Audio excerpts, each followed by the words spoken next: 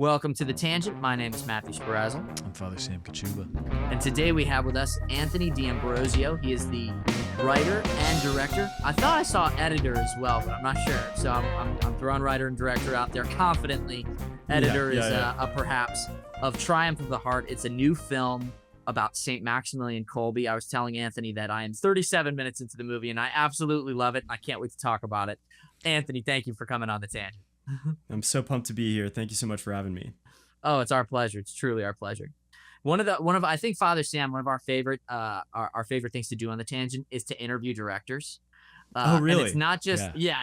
I mean, from what I've gathered, so we've talked to a few writers and directors of films, and I think it's one of the best way to reach people. Is it It more might than just be one? one. I was gonna say, Who else have you interviewed? We interviewed the producer of Cabrini. Oh, cool. Leo Severini. That's awesome. Yeah. I don't. Leo's great. Did we do any? I know we've talked to other people who have been involved in television, but did we do something? But in general, the topic is fascinating. It's fascinating, and I'd like to point out that I watched the whole movie. Hey man, I saw the whole thing. I was editing last week's episode of The Tangent, okay? So now, all right, with a movie like this that is about a historical figure whose story is widely known, I still want to avoid spoilers. All right?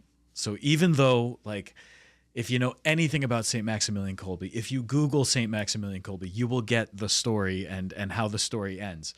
So I just want you to know that that's possible. You're going to see that. But I still don't want to give away spoilers because I think part of the beauty of it is that you've taken a story profoundly well-known, like widely known around the world, but you've told a story in a way that really wasn't what I was expecting at all. So can you tell us a little bit, Anthony, about how you're trying to tell this story of such a well-known saint, of a saint whose really his final days too are so hidden and yet still known?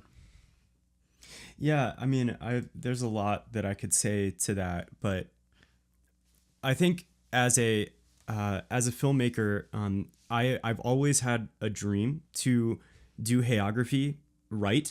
I've been a bit of a prig when it came to stories, even like when I was like a homeschooled kid with huge classes and just sort of like, getting drunk on Lord of the Rings. But now I would say that I every time that I read something about a saint, it just sort of pissed me off. And I was like, why are we so bad at telling these amazing stories? We just somehow take the exact opposite end of the story and make that the thing we focus on and like completely remove all the drama from it. And so I had a little bit of an ego, I think, even as a young kid. I guess that was probably a good like indicator that maybe I might be a director someday. But when I was looking at this story of St. Maximilian Kolbe, and there's a whole sort of like personal dimension to why this sort of grabbed me, but I honestly didn't really resonate at all with St. Maximilian Kolbe when I was in seminary. Obviously, so many people around me were named Kolbe, were like devoted to Kolbe, doing the consecration, and I just was like kind of not into it. But later on, when I started to really kind of find these little details about his life, particularly about the end of his life, it began to materialize to me that he was not just trading his life. Many people know that, priest brought into Auschwitz, traded his life for another man, saved another man's life, and basically volunteered to die in his place. So there's something very like Christological in that. But what I found to be really much more inspiring than that was what came after, specifically that he was entering into the suffering of these other men in the cell, and that he was leading them in songs and prayers. And there's all these eyewitness accounts of people whose lives were saved by just simply listening to the prayers that were coming from this space. And so I began to realize that there was sort of a miracle that happened in the next stage of his life, particularly in his passion, that had more to do with his pastoring of these other men, and his sort of outreach to them, that became incredibly dramatic and beautiful and interesting to me. So we told the story And I'm sure that at some point somebody else will do a Maximilian Kolbe movie, God willing, that will cover the other parts of his life, and there will be kind of a different like perspective that person brings to the table.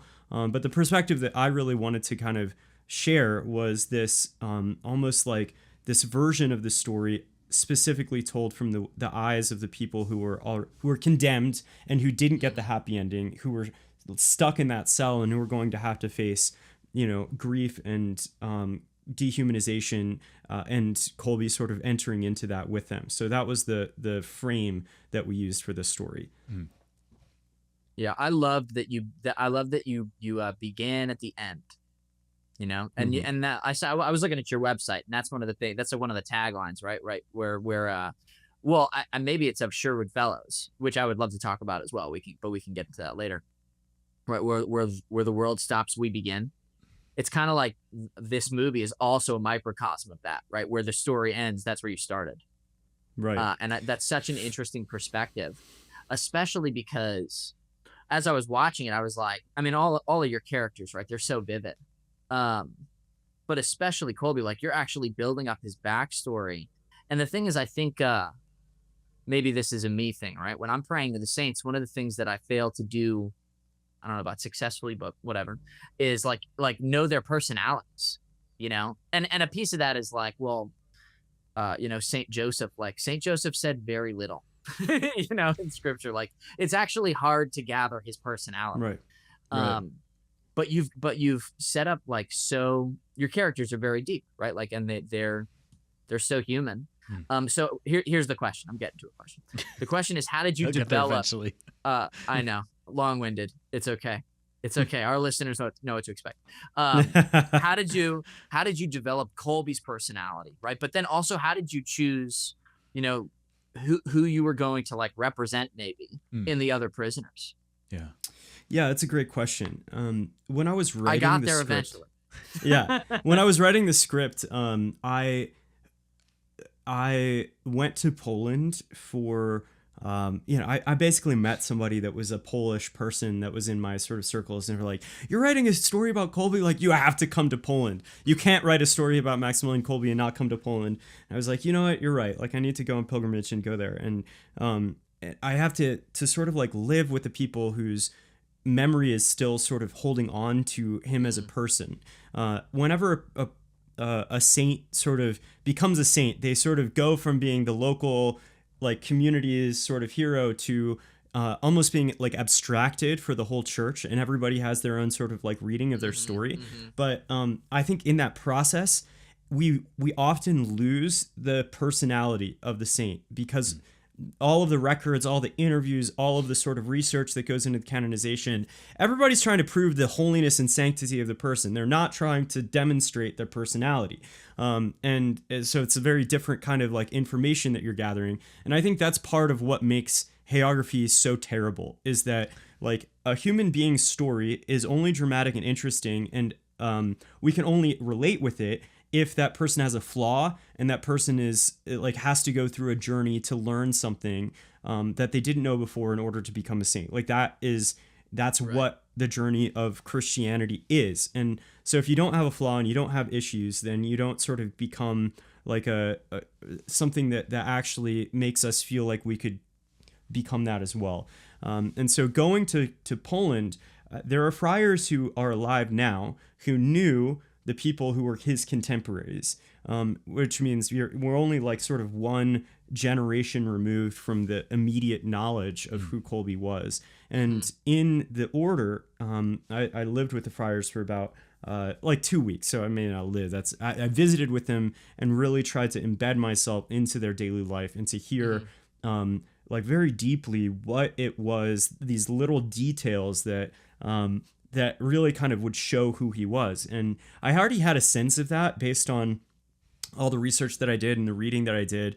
But being there really kind of both confirmed that and helped to give details that really deepened it. So really beginning to understand him from this perspective of like, and this is something that I could relate to very deeply as somebody who has been on a crusade for Catholic media in a lot of ways, and who's like kind of going up against the Goliaths of of media in my day, of propaganda. That's, what he was trying to do was to bring Catholicism up to speed and to become a part of the battle that was happening between, communism and fascism and Zionism, all these things that were sort of in the milieu of his country, that were sort of robbing the hearts and souls of his country. He was trying to go up against that. And in order to do that, he had to be like a general, like very exacting, very stringent, give everything, push everybody all the way to go after this mission. And ultimately, the end of his story, there's this complete reversal where God kind of lets his whole mission burn and turn into ash as like the Nazis and the communists come in and tear, Poland apart. And he has to completely let that go and just love in a small, silent way the other people around him without any sort of promise that there's going to be any kind of victory that will come after that. And ultimately, that love is the legacy that he left behind. That's the most powerful legacy that he created. And so, yeah, I think I was really moved by that and tried to kind of bring that to the story. And the other characters, there's a lot that any time you're trying to dig into history, if you're sort of missing things, you just have to read between the lines. And the people who were in Auschwitz at the time that Kolbe was there, I didn't know this when I just assumed it was like a lot of Jewish people. I knew that the person that he died for was a Pole, but I didn't really understand that at that time, this was kind of before the Holocaust. It was actually at the crux of Auschwitz was really to destroy and dehumanize Polish culture so that Poland could be subjugated. And so the people that you had there were all the types of people that you see in the cell. I just did a lot of research into who was there at the time, and these were all sort of archetypes of those types of people. Okay. I was wondering about that because presumably there's a record of who was in the bunker with Kolbe.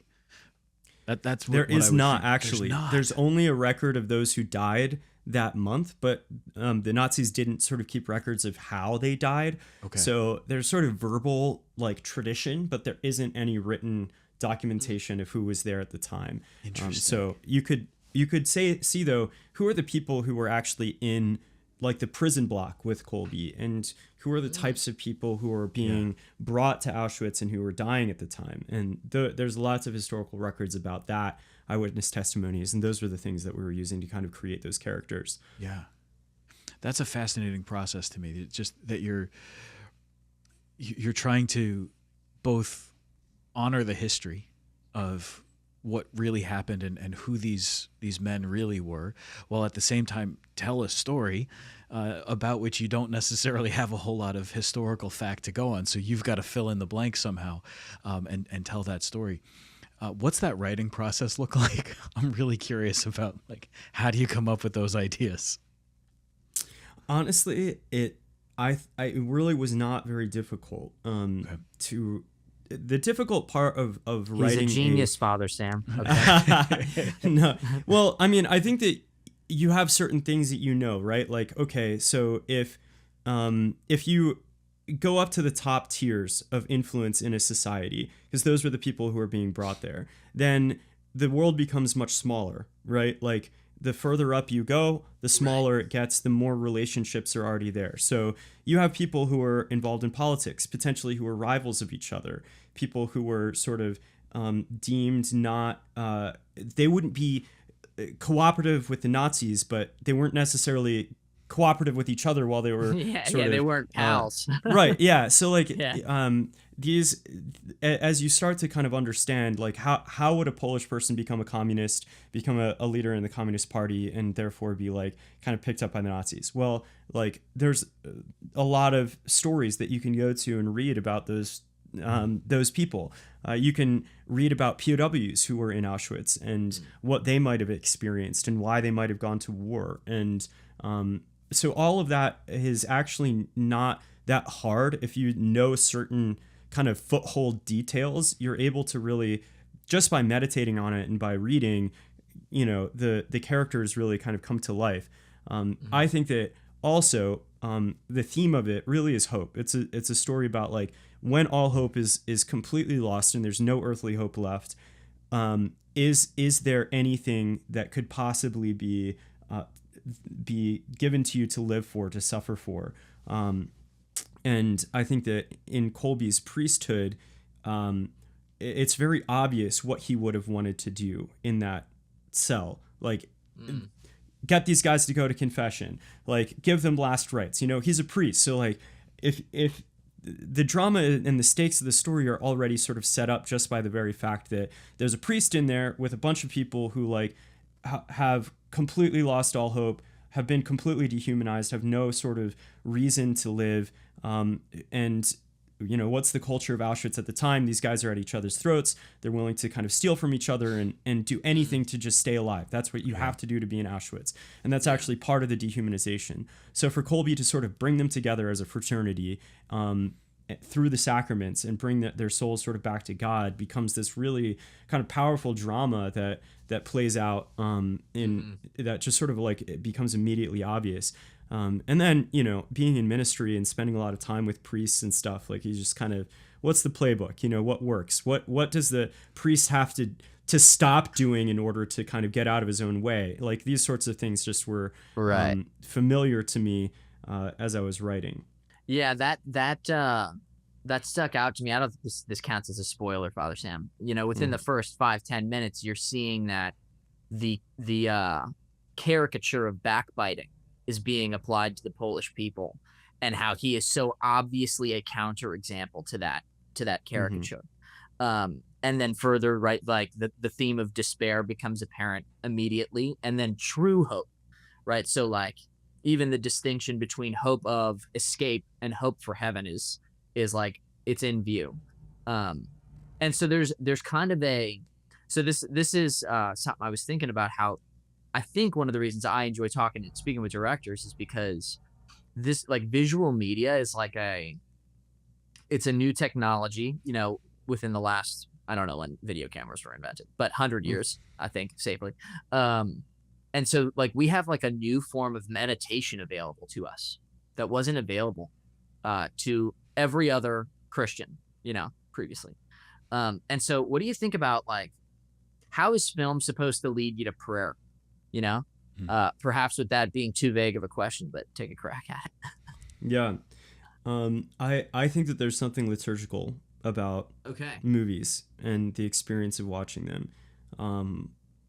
And I think part of what is so dangerous about film, given the statistics, most people under 30 are watching at least an hour of TV or and we're not talking social media. We're talking about like TV or movies, at least an hour a day.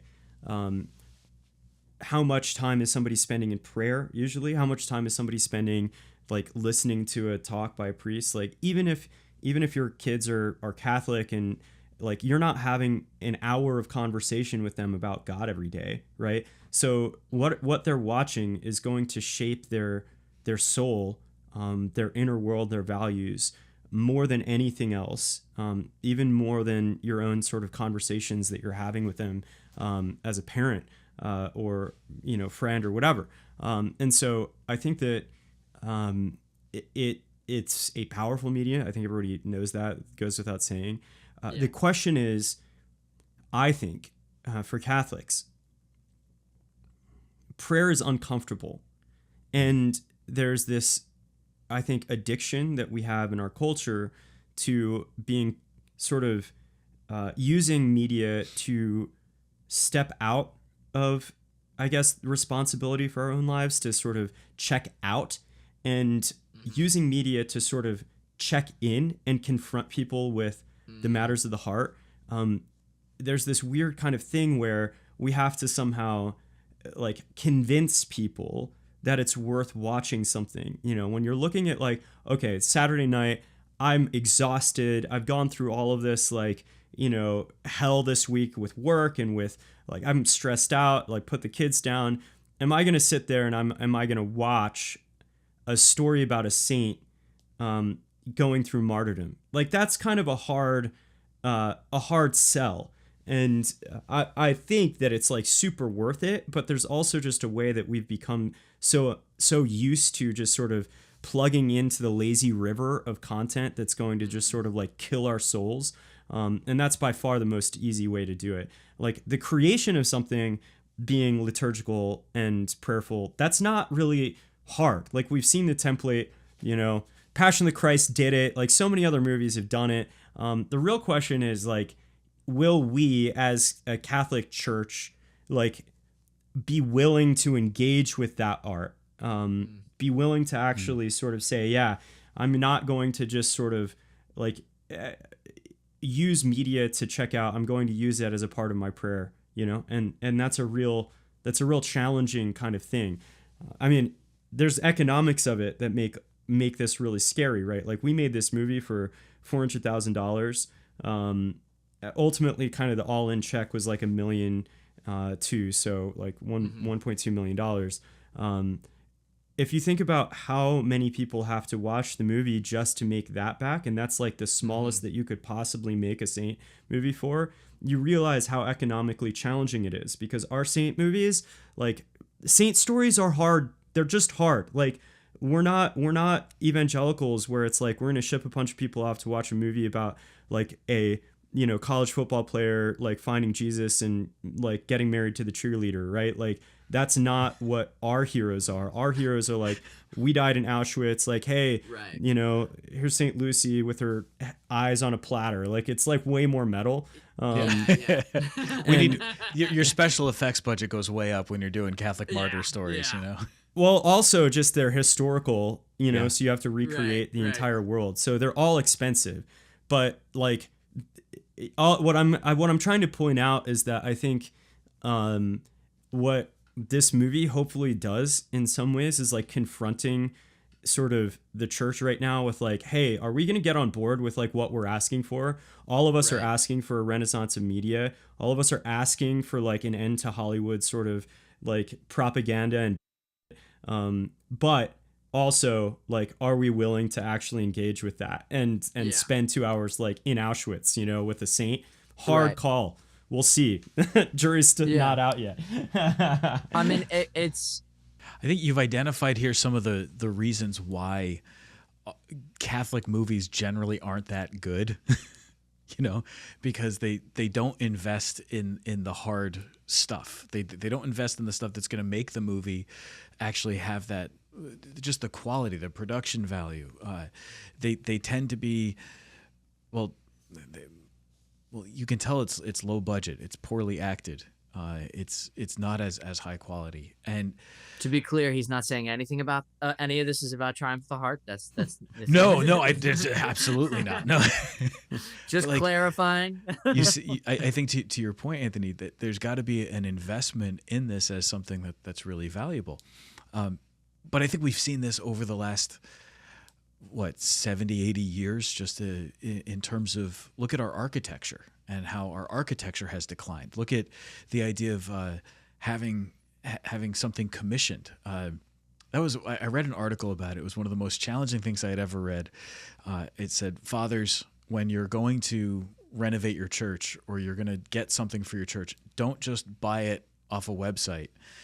Have something commissioned by an artist, preferably somebody who's local. And I had no idea how to do anything like that. And look, God took care of it. He dropped a local artist right in my path who was able to do Stations of the Cross for me when I renovated the church. It was great. It was fantastic stuff. We got these unique, one-of-a-kind Stations of the Cross.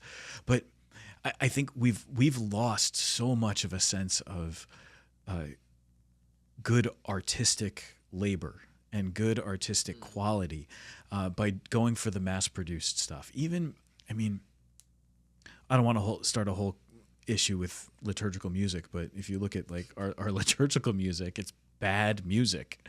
Like a lot of it was just, they tried to make it sound like it was folk music, and it's not. If it was folk music, it was bad folk music, and they just like created. And that's this, coming from someone who likes folk music. my father's a professional folk musician. I know what I'm talking about when I talk about this stuff. Yeah. When you make the like bad stuff, it makes it feel less valuable to everyone else. So if your typical Catholic movie has been pretty low budget and not especially exciting, people are going to pull away from it. They're not going to be all that interested. But you make a good Catholic movie, and this one, I mean, I think you can make a good Catholic movie that's not about a saint. You can make a good Catholic movie where it's the story that you're telling that weaves these Catholic themes into it. It doesn't have to be explicitly, we're going to tell you about the gospel. You can do that. There's good stuff there. But like when you make a movie about a saint, about somebody who we already have devotion to, and you tell that story well, there's something there. How do we recover for the church that zeal that says the arts are valuable and this kind of production of artistic things, whether that's a performing art, a visual art, whatever it is? How do we recover that sense that this is something that's worth our time, our energy, and our money? I mean, when you think about a people, like I'm not talking about like the just people in general. I mean a people, like a culture. That culture is determined by its rituals, its symbols, and its art. Like these ways that you engage with art and stories, and symbols and rituals all kind of determine how much belonging you have with that group, how strong your bonds are with that group, and how strong of a kind of effect that the worldview of the group has on your life. And I think what we have been struggling with in the U.S. has been, are we a people set apart? Like like the flow of normal life in the U.S. And I would say like in the modern world in general, but as somebody from the U.S., I can speak more directly to that. Like it's so focused on comfort, right? And economics and everything that this all like leads into it. If you want to have a lot of kids, you have like they're at school all day, then you have like 27 activities that you have to send them to, and you have to work with homework.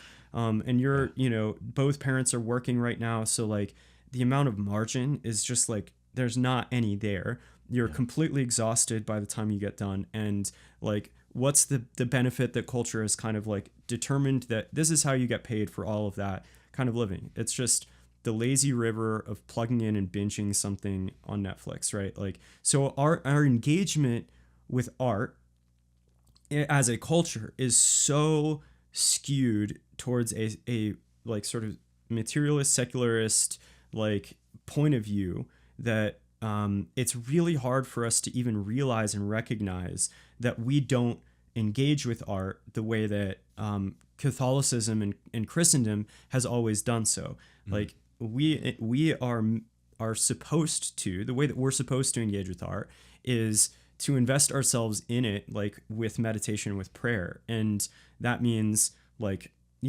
actually buying art that can help us specifically for that. But it also means being willing to dedicate time to the actual act of praying, like, creating some sort of margin and balance in your life where spirituality becomes the priority, and looking at sort of your options on a Friday night and choosing, instead of like, oh, I'm tired, I'm going to zone out, like choosing something that actually can feed you. And of course there's the chicken or the egg in that you're like, well, there's nothing out there that can feed me anyway. So, here you go. Triumph of the heart. Here's your option. But it's just harder. It's harder to engage with. It takes more investment, more intentionality, more willing to be challenged and put in a place of discomfort. All of that is is on the like individual kind of Catholic household, Catholic family level. Those are the things that are going to determine whether or not a Renaissance happens. Of course, like, priests can lead the way in ways that they invest, but the cost is always funneled down to the individual person, lay person who's working and deciding where to put their money. Am I going to invest in this like capital campaign for this church for, to change the sort of environment, to make it more beautiful? Like that that is a cost that we've always shouldered as we've been proud of our churches. But now we just want a new space that's done as fast as possible, that we can get into. Like, all of that is just a different mentality that we have to kind of change to get back in line with who we really are as Catholics. Yeah. So I think, like, to play on it, right? Like, there's if you're gonna watch Triumph of the Heart, you need to have a triumph of the will, which is to say that, like, you need to overcome some level of addiction. I think that there's like, in American culture, like, we're not just like, we don't just want to be assuaged. We don't just want our emotions to be assuaged, although we probably do want that. But, like, also we are actually addicted to entertainment, right? Like, Pope Leo the 14th recently said, right, don't let technology use you. Use technology wisely, but don't let it use you. And there's something to be said like, when I had heard that, and I talked to Father Sam about this in our last episode, so I apologize to a listener who heard that. I thought about that within the context of, like, instead of spending 10 hours a week on technology, spend 5, like, a very practical, like, change your environment. But there is also the reality of, like, well, how many hours of sports do you watch a week? Or, like, are you in love with the Great British Baking Show? Maybe you should watch Triumph of the Heart, like, like, choosing, intentional choosing. Right. And it's like, so, going like, on a diet. Like, it's literally the same thing. Yeah. We're, like, absolutely fat. We're, like, obese Yes. when it comes to entertainment and, like, media. And the decision to, like, go into the gym is so painful. Like, it is so painful. And you just have to accept that. Like, if you give yourself a little bit of time with it, you'll get sucked in and you'll enjoy it. But that decision to, like, change a habit, really hard. Right. And it's also, it's not even easy to identify. That's that's where you're getting. Right. It's like the moment you realize, like, holy moly, like, I'm spending this much time on what can basically be categorized as absolute crap, like, right. Oh my gosh, So, like, it's an uphill battle. I'm trying to, I guess, empathize with you, like, recognizing how much of an uphill battle it is. But also, like, you are working for the kingdom, right? So, like, it's actually not just your effort, it's also grace, which leads to a question, which is, you hear stories about, like, the Passion of the Christ, Jim Caviezel being struck by lightning, like, several times during the crucifixion scene.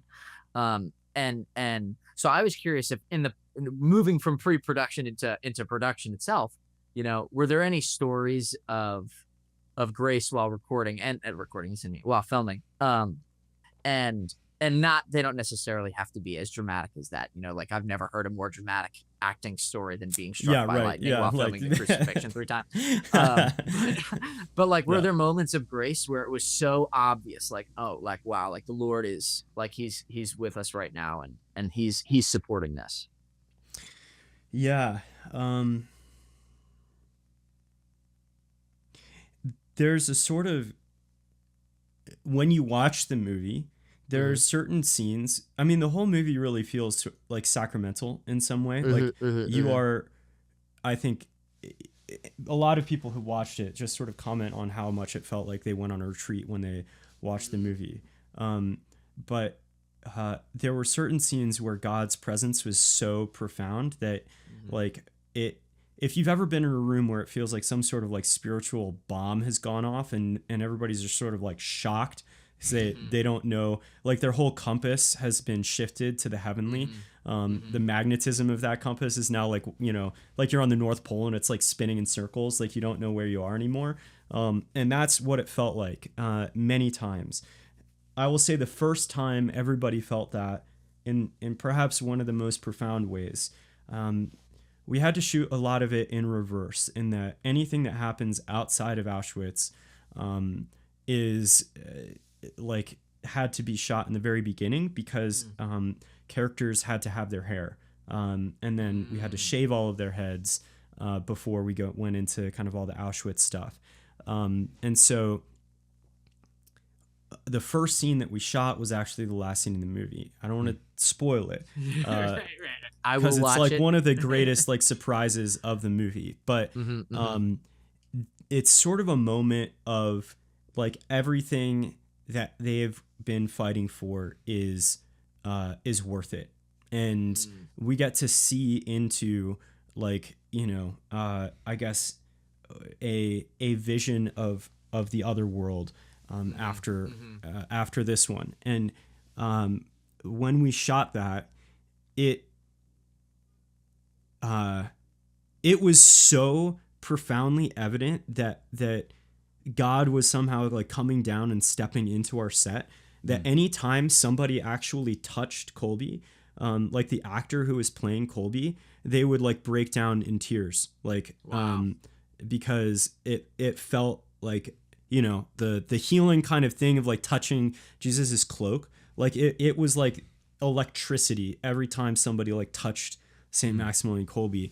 And we had to like, pause shooting it because there was such a kind of like emotional experience happening on set, to where like, we go outside of the room that we're shooting this in, and everybody else is kind of lined up watching the monitor. And you have like hair and makeup and costume, and they're supposed to be focused on these little details like, did this person's hair get messed up, continuity between this and the last shot, like that's what's supposed to be happening on the monitor. But instead everybody's just sort of like weeping in each other's arms because of the beauty of what like they're experiencing and what God's like. And again, this was shot in the beginning of the very first day that we shot right.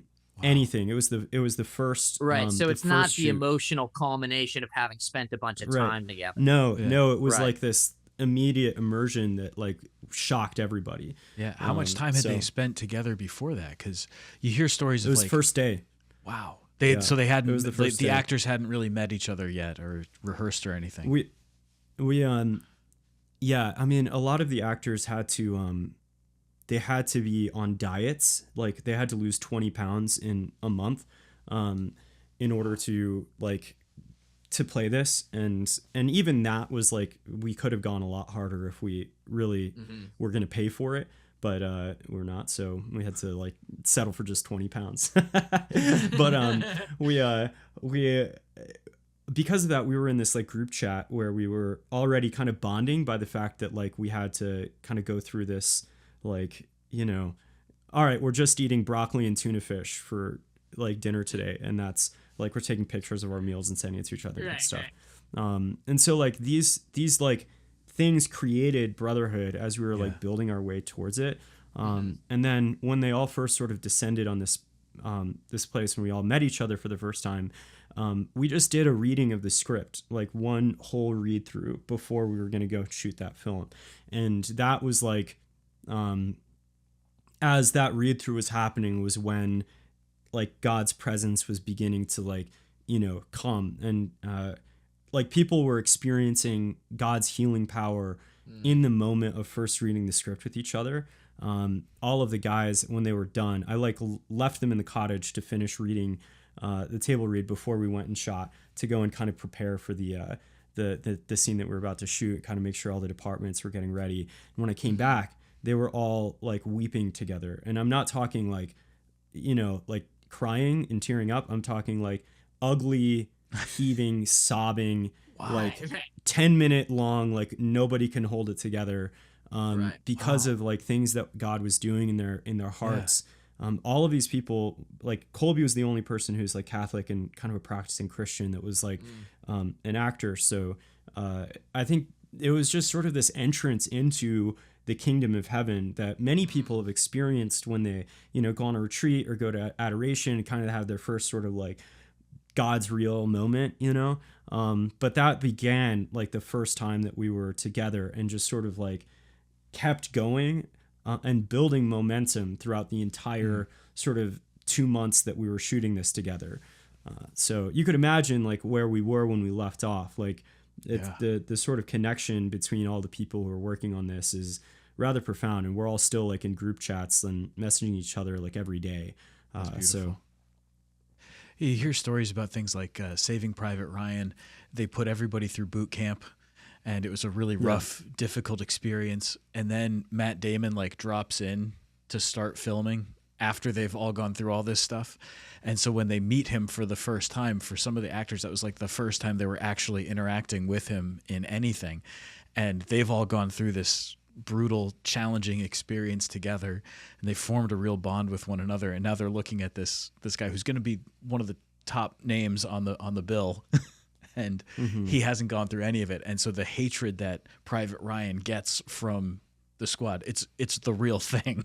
It's authentic. Right. But this sounds like that, except that it was on the first day, and it was because of grace, not because of anger. This is Right. this is the integrated version of that. Right. Yeah. It's profound.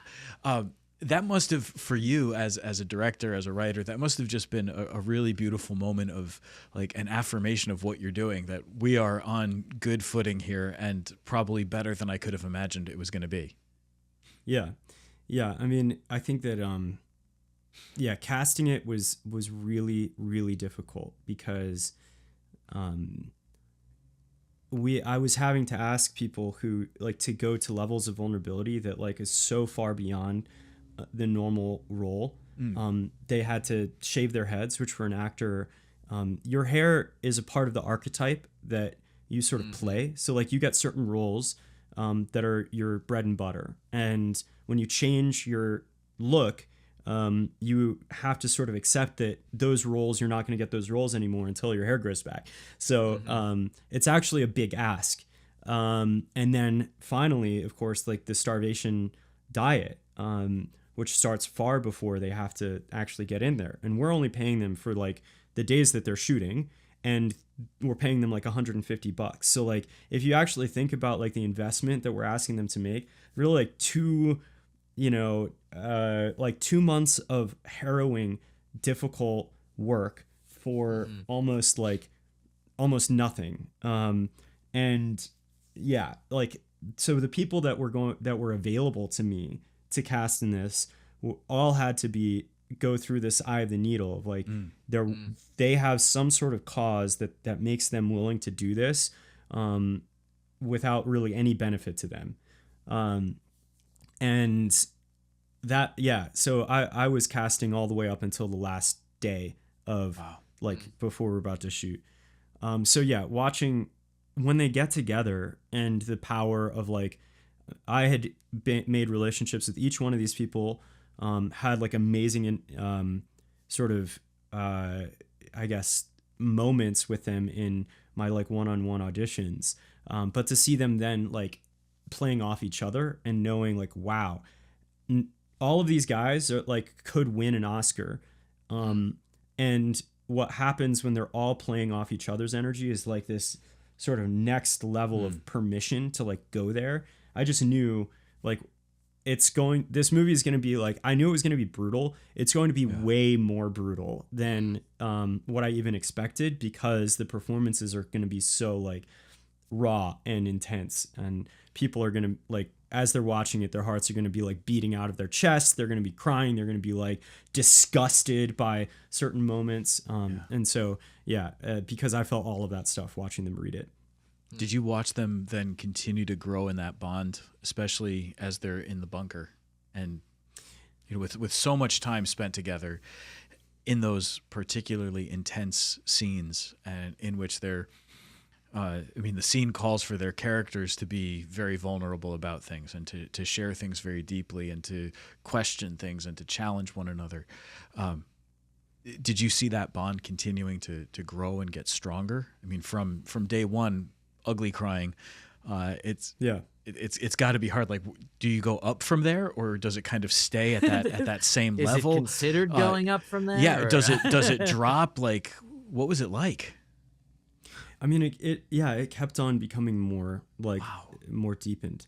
You think about like, if you've ever gone on a silent retreat or some sort of Ignatian retreat, anybody that's experienced that knows how like profound the experience can be to spend more than just like, even just 3 days. Obviously, if you're meditating on some sort of theme or story, that can be very profound. But like, imagine that experience, but extended over the course of, 2 months, while also like the people who are sort of holding on to the icon of the story. Like if you're, watching skits and whatever, that can help to kind of bring it up.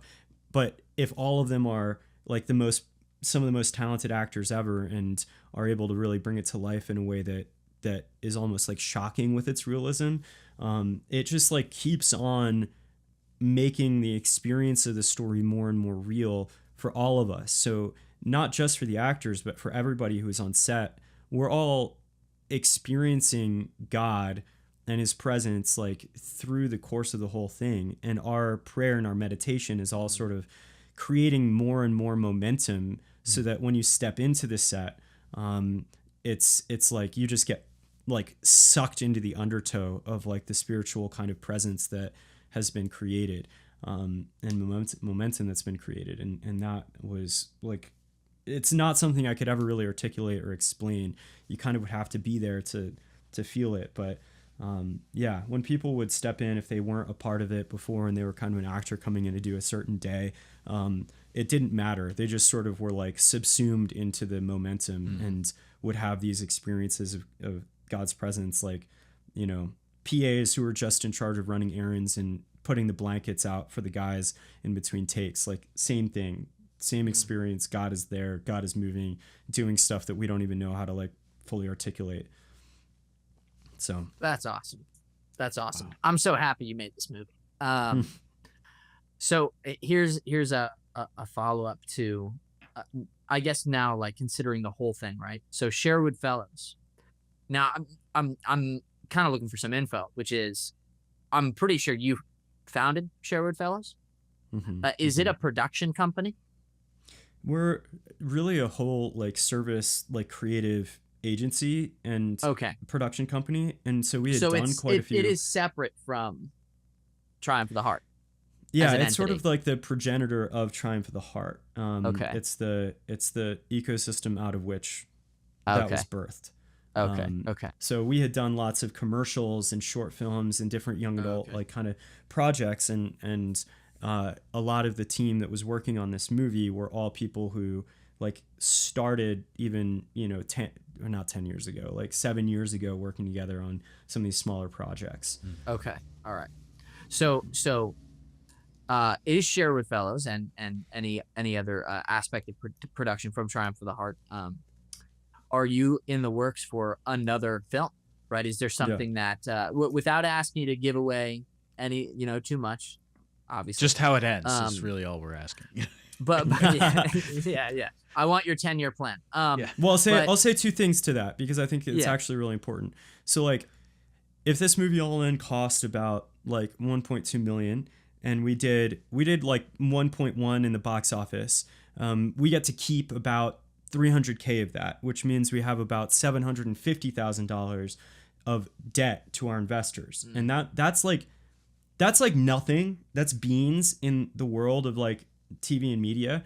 But in terms of like, in terms of the Catholic ecosystem, the amount of streams and parish events and whatever that we have to sell in order to make that back is like, it's actually kind of staggering when you do the math and you realize, at least for me, I'm like, how the hell am I going to do another movie if I've got $750,000 of debt that I've got to like figure out how to get back? And, you know, Catholics are like, still, I think as a culture, we haven't fully decided if we want this. And you know, like I can see that based on the numbers of like streams. We're doing maybe, you know, 200 to 400 streams a day and selling a few like parish events or whatever. But like, it's not even in the realm of we make our money back for our investors, right? Like it's not even, we're not even like on chart for doing that at all. And I think, people really, every time I talk to them about the movie, they're like, what do you got coming next? You know, I'm like, if I had to spend like 7 years working on this without pay, I went through my entire life savings. Like you got a nice 2 hours and now you want another one. Like, you know, but all of the things in the Catholic ecosystem are, we license movies to give them away for free to people and nobody pays. And so like, yeah, I guess my question to the Catholic world is like, I'll try to not use profanity, but like, you know, what do you want? Like, do you actually really want another one? Really? Like, okay. Yeah. You also want the Renaissance that is like to be able to have stuff to share with your kids that will like give them an idea of what the faith really is about. Okay, well, you know, put your money where your mouth is, and Right. like, and I don't think that it's just a matter of money. I think it goes back to what I was saying before. I think most people who've heard about Triumph of the Heart are like, I totally intend to watch that someday, but like this week I'm like, it's not the right time for me to watch a movie about Auschwitz. Like I'm gonna be too sensitive, or just like stuff like that, you know. I think that there's a lot of layers that you have to get through, and all that to say, like, the ecosystem is just not built to be able to fund more movies like this. And if I were to do this again now with the same people who are now married or whatever, like, I can't ask them to do that again. Like, it would cost at least $4 million to make this movie now, because of everybody's sort of like, you know, like, I can't, just all of us work for free on this. Like, it's just, I couldn't ever ask anybody to do that again. So I think I'm in a bit of a like bind with, there is so much out there like couldn't be done, that should be done. But in order for that to be made possible, there has to be a pretty global shift in how we as Catholics relate to art like this. And that has to trickle up from the bottom, from people who are saying, I'm actually going to stream it. I'm not going to wait, you know, for it to come out on Amazon for rental at $4.99, where the artists are going to make like 20 cents.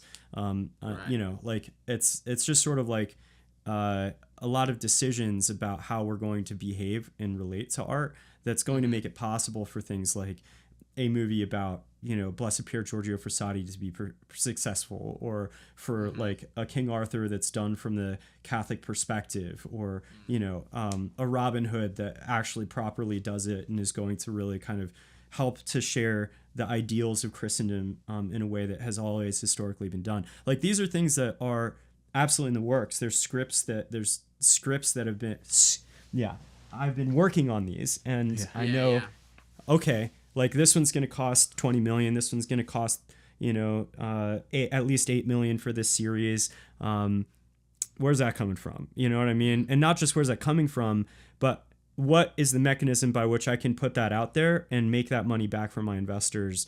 I don't know. Like, right now, there's nothing. There's just, I can make something for the evangelicals, or make something for Angel, for the Mormons, and like, I know the course, and I know the certain things that I can make for those. And, you know, like, no, those are not going to be the things that we want to watch, right? They're like things that we are going to make fun of because they're cheesy and lame, and, you know, have a certain kind of like BS-ness to them that we just hate. But, like, you know, it costs money to make this stuff, guys. Like, it's just super expensive. So, yeah. Man. Right. All right. Now, this is making me wonder, if we look at, like, I don't know, maybe it's a cycle of the art world. If you take your stereotypical artist today, right, the way that you're going to have that artist portrayed, if you're making a movie about an artist, what kind of character is the artist? The artist is not a normal person. The artist is somebody who lives in this fantasy land of bizarre thinking and a way of viewing the world that makes no sense to anybody else. Or, No, this is like, I'm just thinking about this. So, like, they make these paintings that nobody understands, or they make sculptures that nobody understands. I don't know what that is, but there's this big hunk of metal now out in front of this building. I don't know what it's supposed to be. Or there's this painting that it's just colors splashed on a canvas and there's no shape to it. I don't know what it's supposed to be, but I don't want to sound like an idiot, so I'm going to talk about how beautiful I think it is so that I can sound a little bit more cultured. Modern, basically the art world has become this like very esoteric kind of a place, but there's something about the visual arts and films that can still tell the story in a way that's important, that can still capture people's attention in a way that doesn't have to be weird and that doesn't have to push the envelope, but that can also do it in a way that isn't cheesy, that can also do it in a way that doesn't have to like pander or anything like that. When you make a good movie or a good TV show, that's like an entry point. and then that show or that movie or that play can introduce the idea that there's something of value to art in general, to music, to visual arts and things, and then that can lead to that renaissance. But you start to realize this is something that's valuable for the sake of human culture and flourishing, not just. It sounds weird for me. I'm a priest. I shouldn't say it this way, but it's not just for evangelization, Yeah, but like yeah, human right. flourishing is actually something that evangelizes. But we we realize that these are actually important elements of a culture that makes us truly human, that makes us really fully flourishing and functioning. We can go beyond that, but. I don't know. Do you think then that the ecosystem has to be exclusively in the Catholic ecosystem, or is this the kind of thing where making films, making TV shows, making this kind of media can be something that I don't know, like a sleeper cell just sort of planted in there that's going to eventually erupt in these places where all of a sudden you realize that there's this great and beautiful Catholic message coming through these movies, through the screen. I think that has been kind of the hope. Yeah. But I think that people don't realize how politicized this. I mean, if you actually look at what is being made and what studios are producing and what's being invested in, I think you can sort of put it together that this is a propaganda war to sort of destroy Christian values. Like you just sort of know that, but then when you but you still sort of have this magical thinking that's like, well, but maybe some Catholic person out there is going to get like $20 million from a studio to make a good movie that has like lots of good Catholic values in it. And that it's just not true. Like, yeah, it's just not true. There is a lot of like kind of money in evangelical sort of faith-based stuff that there's like this whole burgeoning ecosystem that has been created by what the good people with the Chosen have done, Angel, like there's a lot of really good stuff that's happening, but it is a para economy. Like it's completely separate from the studio system. And like the experiences that I've had so far in sort of delving into the actual industry, it's not a free market. It's not a place where like the best idea wins or the thing that's going to make the most money wins. Like it's absolutely specifically created over years and years and years and years of kind of cultural conquest as a political kind of sort of manufacturing unit to share ideas that are going to break down the family and family structure and Christian values. Like, yeah, I'm sorry. It just like there's enmity, and I wish that we could say, hey, we're all on the same team and we can come across the aisle and stuff, but that's just not how business like is done. It's just not it. Like, I would say that like I've experienced like far more hostility, and you've seen the movie, so you realize like this is not like some sort of conservative propaganda piece. Like there's a lot of stretching across the aisle and a lot of like, this is just sort of a good human story, that's not specifically got a political agenda or whatever. Despite all of that, like you did a good job of making the Nazis look bad. That's true. Yeah. That's always a win, I think. Right. Yeah, I would say so. But despite how kind of like, I think able it is to be a bridge for like people from all walks of life, liberal, conservative, like whatever, people from all walks of life really like it and have been moved by it and support it. Like I had a friend who's gay who was like, I just like messaged my entire like kind of gay community group about going and seeing this movie. Like they all need to see it, So it's like, what would it get hate from like those worlds? And yes, 100%. Like just by the fact that it's about a priest, that has like it's sort of a Catholic story, just right off the bat, it's like, no way. And they won't tell you why or whatever, but like it just is like, yeah, we're playing on different sides of the team here. Like, oh, you're Catholics. The guys who made it did, at one point made something for a crisis pregnancy center. Like, we will never, ever in a million years, like, work with that person. Like, it's just part of how decisions are made in Hollywood right now. So no, I think that even for something like that non-specifically Catholic topical thing to be made that has recognizable good family values, Catholic values, a whole new ecosystem and distribution kind of system has to be created to make that sort of thing. And that's what's sort of being built right now. But I don't think that it'll happen by like working through those sort of lines of power because they see that there's money to be made in it. I think they already know there's money to be made in it, but that's not the core motivating factor. So. Yeah. Well, how can people support the movie? How can they Yeah. support the effort of Sherwood Fellows, and where can they find it if right now need to stream it and pay you the 20 cents?